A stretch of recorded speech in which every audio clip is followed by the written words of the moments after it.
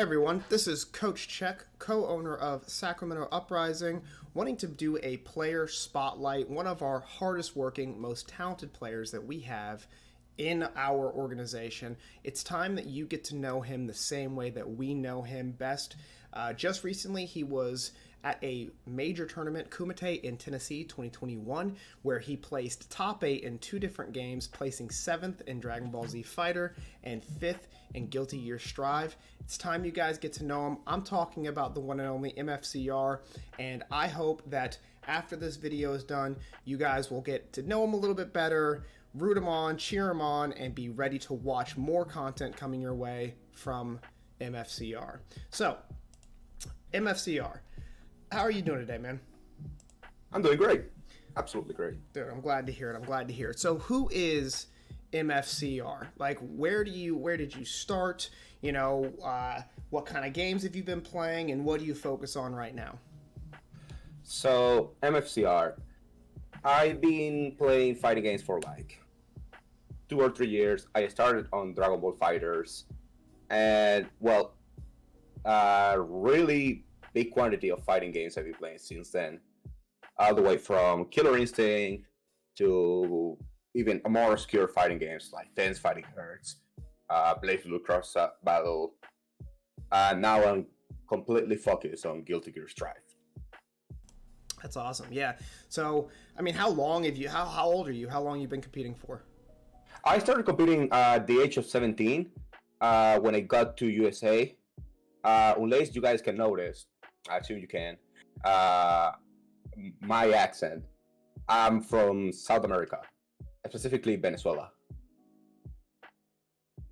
That's awesome. Yeah. So I had a we had a feeling, of course, with the accent and everything. But so when did you move to the States?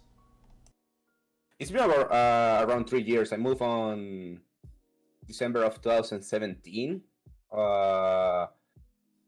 And since I got here, I was looking forward to,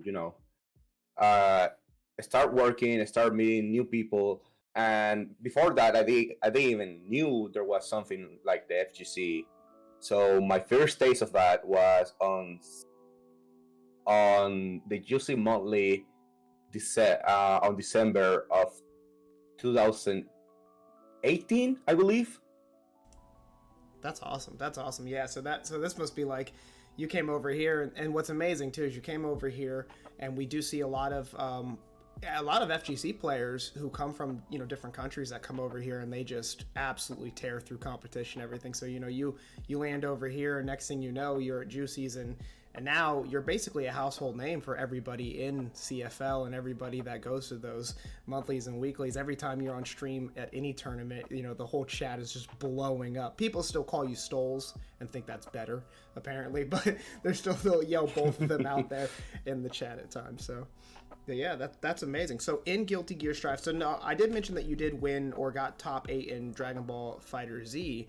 How long were you playing that before jumping into, obviously Strive is pretty brand new, but how long were you playing that for? So I played since the beginning of season 2 of Dragon Ball Fighters.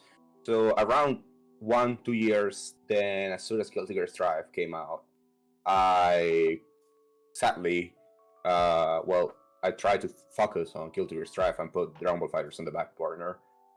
But around 2 years.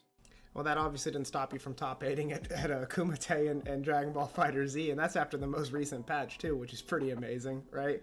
But yeah, big focus on Guilty Gear Strive right now. So, did you play any of the other Guilty Gears before Strive? I mess around a little bit with like Plus R and XR, but not really to the point where I could call myself a competitive player. I was just doing like training modes, trying characters in preparation for Guilty Gear Strive. That's awesome. And so right now, your current character in Guilty Gear Strive, everyone knows, is Leo. Is it always been Leo, or is this kind of a newer addition within the last, couple of months? It wasn't Leo until the game release. So I went through the first and second beta of Guilty Gear Strive, and Leo wasn't the first beta. So I was playing exclusively Giovanna. But when I first tried Leo, when the game released, I was like, wow, this character completely fits my style, so I'm going to stick with him. That's awesome. That's awesome. So I mean, what about him fits your style right now? Is it the aggression, the mix-ups, the cross-ups? I know a lot. I've been yelling, and everybody in our Discord sees me yell it. Put him in the blender. I throw that all over Twitter all the time right now. I mean, what makes you attracted to Leo, and what makes him fit your playstyle so well? There's two things. One, when it comes to the personality, I love Leo to that character is like what I like from characters. The ferocious type of style that he shows off on every single match. For the playstyle, he blends a little bit of like great defense and great offense. He lacks a little bit of neutral, but not a lot. So he's a great all-arounder, in my opinion. Yeah, I noticed that you seem to have a favor towards side-switching characters. I mean, I see in Melty Blood, right? I see you playing. I don't know that character's name. If you would like to tell me real quick, because I don't know it. Oh yeah, Miyako? Yeah, so you play Miyako, and I notice Miyako has a little side switch kind of thing going on, similar to even like Oni in Street Fighter 4, Ultra Street Fighter 4. Are you just attracted to side switch characters? Is that kind of your thing? It is hard to say. I just like characters that can use a tool without abusing it. So that's characters like that have a great mix-up when like the cross-up works. If you don't use it too often, if you're smart about the mental stack that you're forcing onto the opponent. Okay, awesome. And I think that's what I like about the characters like that. It's like characters that have a lot of tools, but all of them are, you can deal with all of them. So you have to force the opponent to be looking for something, and then you hit them with something else. Yeah, so it's not like this overly broken kind of thing. It has counterplay in it, but because it has counterplay against it, that gives you the ability to mind game your opponent, condition them in different types of ways. That makes you feel that's your mini game. Like when you're playing, that's what you enjoy doing. That's what you gain satisfaction from. Is that oh, you thought I was going low because I made you scared of that, but guess what? Now I'm on the other side of you, and I'm not. Correct. Not only am I not going low, but I'm on the other side of you. No, that's awesome. So, with that being said, Strive obviously is picking up a lot of steam right now. How do you feel about the game as a whole right now? How do you feel about the meta? How do you feel about the current, state of the tiers? I'm sure you weren't ready to talk about tier lists or anything like that. Tier list video hopefully coming soon. I'm sure you weren't ready to talk about that just yet, but, how do you feel about the current meta? How do you feel that Arc System is doing with the game itself, the whole rollout, and just, what the future looks like for it as well? Because there's a lot of people who complain about this game online about, how they're not making changes fast enough or all these other different things. And they're truly from people coming from other genres who are speaking on the game. But, what do you feel about it, and how do you feel about its future? Honestly, I think this game has it's one of the games that I believe is going to have the longest running time for a fighting game. I think it has a great potential to have a future for 3-4 years, even more. The great balance-wise, in my opinion, it needs a little bit of tuning, quite honestly, on the top tiers, and that's including Leo. But I feel the gameplay-wise and decision-making-wise, even on there's some people that complain about the defense on Guilty Gear Strive. I don't think there's a problem with that. I think the game right now is in a great state. They just need to tune down a little bit the top tiers of the game. That being, I would say, Ram Little, Nagoriyuki, Leo. Those three need a little bit of. They're a little bit overtuned. Sure. And not that this is your interview, not mine, but I do believe defensively there should be a little bit more reward for just guarding. Personally, I think there should be a slight frame advantage for just guarding, just a little, or at least a little more tension.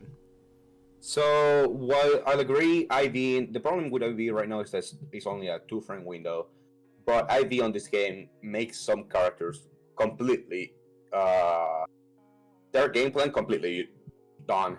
Let's say Kai, UIB, he's direct lad. He's so close to you, I can just punish it forever. Kai is one of the players that suffered from IV, so that's why the mechanic is so hard. And there's also FD, which unlike past iterations of past iteration of Guilty Gear, it doesn't increase your block zone anymore. It doesn't make the opponent more plus. It just makes them, it just pushes them back, and the only negative side of that is that it consumes your attention.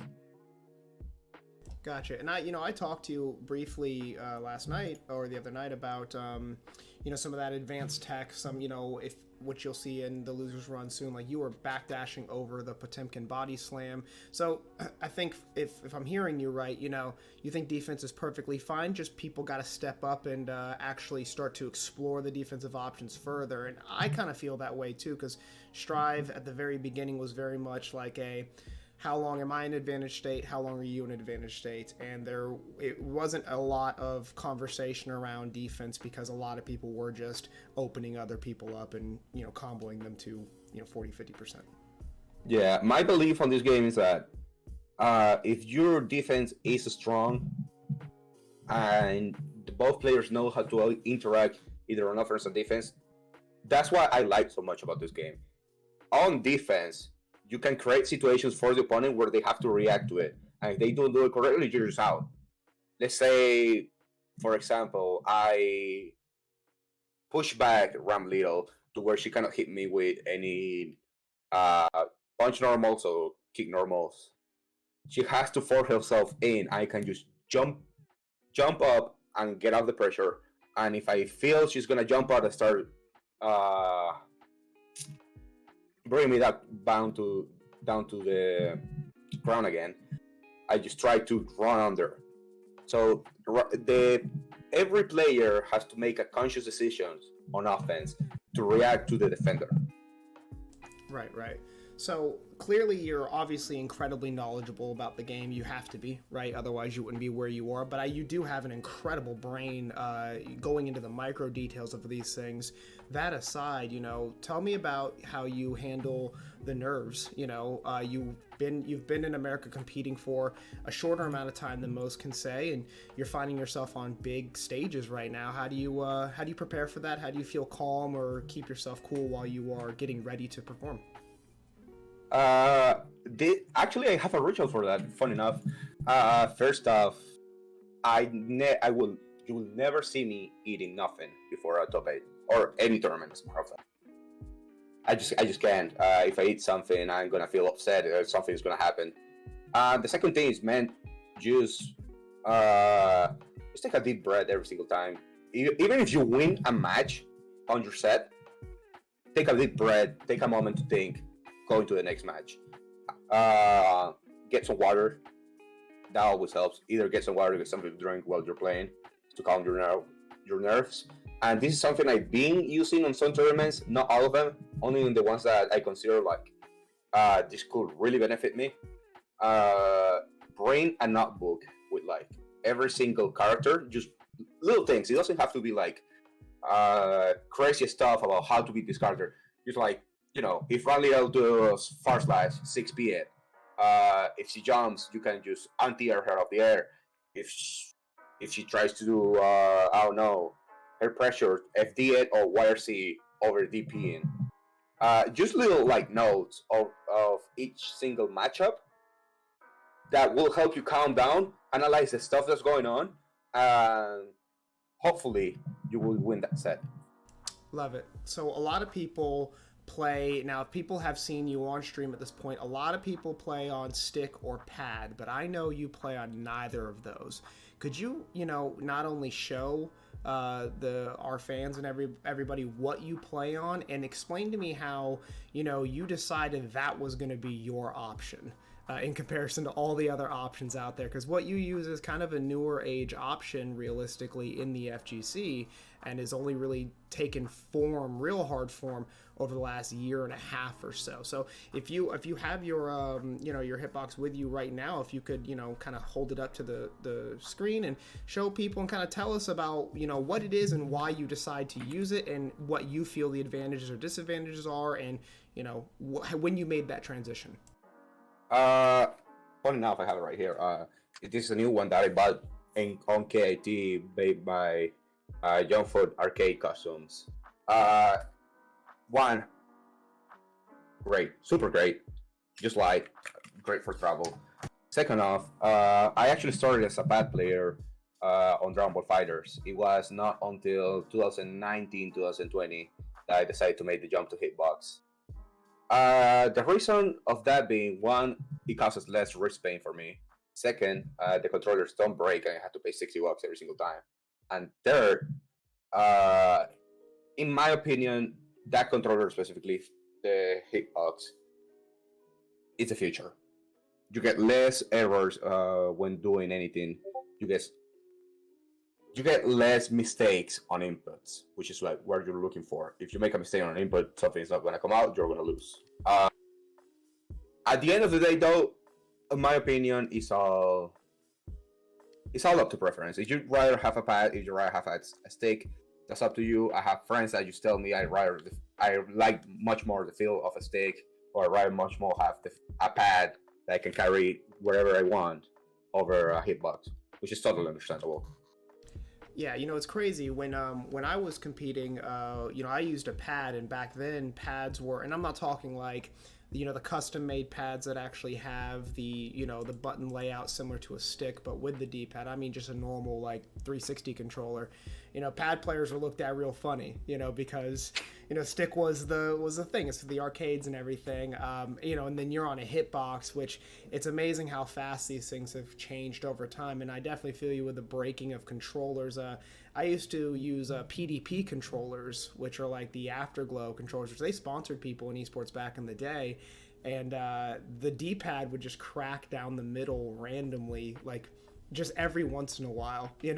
Next thing I know is another $45 out of my pocket, to complete that. And I agree, like hitboxes really do. There's no like stick drift, no polling issues, none of that weird stuff. It really is precision as long as the buttons are working. So no, that's amazing though. I think that a lot of the people that we know who cheer you on may not fully understand what that is. So I think it's really cool, and hopefully soon you might be able to do a kind of a video showing your button layout, just to kind of give the people at home a little ideas to how you're clickety clacking away when you're actually playing and what you're trying to do with your hands. No, that's absolutely amazing. So huge showing at Kumite. You're an absolute tournament monster, consistently going to as many events as you possibly can, speed running brackets, playing it. I know you're registered for an online bracket on the 12th as well. I think you registered for it on the plane or something like that, It was actually on the plane. You're absolute tournament monster, looking to play in as much as you can. So what is the next big thing we can see coming out of you, MFCR? What's your next big goal? And talk to me about the future and what you see yourself doing, not just in Strive, but in the FGC in general. Well, to start with events, there's going to be 4 events I'm going to be at that are absolutely just confirmed. One of them being online is the Sakura Shrines, hosted by Saki Sakura. She's a really great member of the FGC. She's a commentator. She's been around for a long time now. And she's finally starting to host a lot of Guilty Gear Strive tournaments, so I'm excited about that. The second one will be GOTY for the Kids, 25-hour event on Tampa. Great charity event. I'm so excited to participate on that. And the third one, which is my local, and where I intend to go no matter what happens, is the Juicy Motley. Right now, there's 100 people that are already pre-registered. It's gonna be a dope event, great venue, great people that run it. I mean, honestly, they have my favorite TOs. And lastly, this is gonna be the super major because Jesus, everyone is going. About 3,000 people I think are registered is CEO on December. That's awesome. Yeah, you've got a whole jam-packed end of the year right now, and of course you're looking to make a splash. What is your, obviously you've got your monthlies coming up and everything, but, what is your, obviously your goal is to win, CEO, of course it is, but, how do you feel like you're going to do with even more competition coming your way? Do you feel ready? It's hard to say. Obviously, me and my group of friends, which I own them everything. They were the ones that got me to the level I am right now. The Central Florida crew, the Daytona crew, everyone that I have played with, everyone that supports me, I own them everything. But it's really hard to say, especially for an event like CEO, where quite honestly, it's the most stacked event of probably this year. That's not even talking about like next year event with something like Frosty Faustins or other events. I think this is gonna be like the super major where everyone is coming and it's gonna be a bloodbath. I'll do my very best to prepare. I expect myself to get out of pools. But after that, it's gonna be just fighting and doing the best I can to see how far I can get.